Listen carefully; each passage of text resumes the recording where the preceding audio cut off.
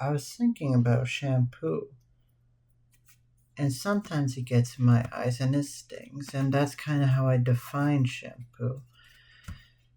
But honestly, what really even is it? I don't know. I mean, there's consistencies of shampoo. I use it when I'm taking a shower. That's what shampoo is to me.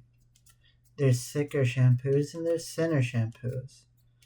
Some do different, or apparently have different effects than others. They use different ingredients, different formulations. But honestly, I don't really care about any of that stuff. To be fair, thicker and thin shampoos, what really is a difference between the two for me? There is none. Because at the end of the day, I don't really care about the texture of my shampoo. I only care whether or not it makes my scalp feel dry or feel good or feel clean, mainly. That's what I use it for. I like to feel clean with shampoo. But honestly, what even is shampoo? And I'm not really talking about what the chemical makeup of it is, because that's something that I just don't really understand. I'm not into chemistry and I know nothing of chemistry. So to me, as a consumer of shampoo, the only thing I really care about is the effects it has on me, the tangible experiences that I have because of it when I rub it on my scalp or when I rub it on my hair. So really,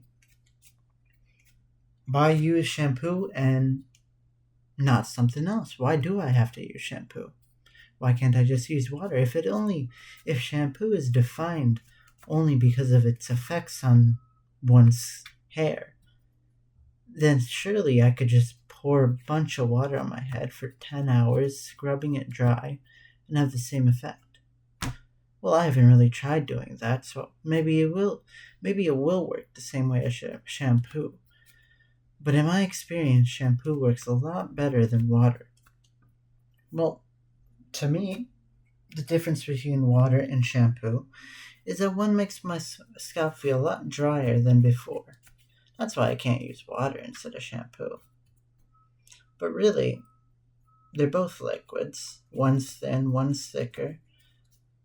And honestly, maybe you could figure out some way to make a shampoo, some sort of liquid that has the same consistency as water, but has the same effects as shampoo. In that case, let's also make this mystery concoction the same consistency as water and make it look like water so it's transparent. Let's make it taste like water too. Then in that case, we have a water-like substance that has the same effects as shampoo. So then really what's the difference? The only way you can define the difference between that water-like shampoo and normal water is what happens after you place it on somebody's hair. But it isn't just somebody's hair. I don't trust other people on their opinions on water or on shampoo. I gotta put on my hair. So that's what defines shampoo. It's my own opinion on it, how it makes me feel, how it makes my hair feel. But at the end of the day, what really is going on with that shampoo bottle and that water-like shampoo bottle? Is it really just the effect it has on me afterwards? Because then you could say that initially, let's just say I never used that water-like shampoo bottle. Then really, that water-like substance that works the same way as shampoo doesn't really have any more difference than regular old water. The only way I'd be able to tell the difference if I'm not going to put it on my head is to drink the water. So that brings me to another question. Would I eat the shampoo? I mean, that seems like the only way to really tell the difference between shampoo and any other liquid is to eat it.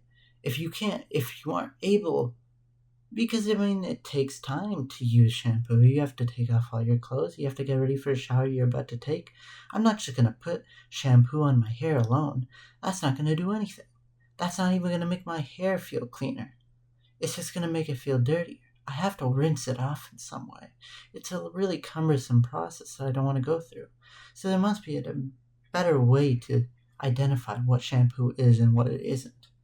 That's why I think we gotta eat shampoo, to really figure out what characteristics define that shampoo bottle that you're using. But then some would say, oh, if you eat the shampoo bottle, or you're gonna die. Now, I would say, why not just try it out? I mean, if you were to ask me whether or not I've tried shampoo, I've never eaten shampoo. I've never taken a big spoonful of it. So how do I know that it's actually gonna kill me? What? Because a doctor says that the shampoo is gonna kill me. Well, I would say, why trust that doctor? I don't see where he's gotten his training. He could be a liar. He could just be telling me that he's a doctor. How do I even know that he's a doctor? I'm not there when that doctor tells you not to eat the shampoo, is doing his certifications, is doing his MCAT, whatever it may be. So really, the only real way to figure out whether or not you have a shampoo bottle is to eat it, is to taste it. But at the end of the day, I haven't even tasted shampoo. I don't know what a real shampoo tastes like. So maybe eating it wouldn't be the best solution, but it'd be a pretty strong solution in my opinion. That being said, there has to be much more quicker way to figure out whether or not you're dealing with a shampoo bottle or a bottle of water. I mean, the consistencies in shampoo bottles, they vary a lot. But really, what is shampoo? It's just an idea that I have in my head, since before, as I said, you define shampoo as just, most people at least define it as just based off of the effects it has on your hair, on your scalp, after you've used it. The dryness you feel, or the cleanliness, whatever you may feel. But that's a very personal feeling to yourself. So at the end of the day, the definition of a shampoo bottle is very subjective to somebody who doesn't really know chemistry. And I most certainly don't know chemistry. So the only thing I have to define the shampoo bottle is the experiential effects that it has on me as I go about in my life, whether that be now, in the future, or in the past. But really, how do I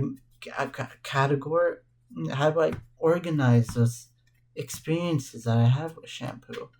I have to experience these things in accordance with one memory, one thing, one term, whatever it may be, to really categorize what I'm experiencing as shampoo. And that would be the letters and the word shampoo itself. That's what defines shampoo. Every experience that I've had with shampoo, I've always known that shampoo is defined by that spelling and the S and the H and whatever word you have attributed to this shampoo bottle. So at the end of the day, shampoo is defined nothing more than by the letters that we've ascribed to it. So really, the idea of shampoo doesn't really exist. Because the feeling of dryness is something that I already knew before. I didn't need shampoo bottle to tell me that.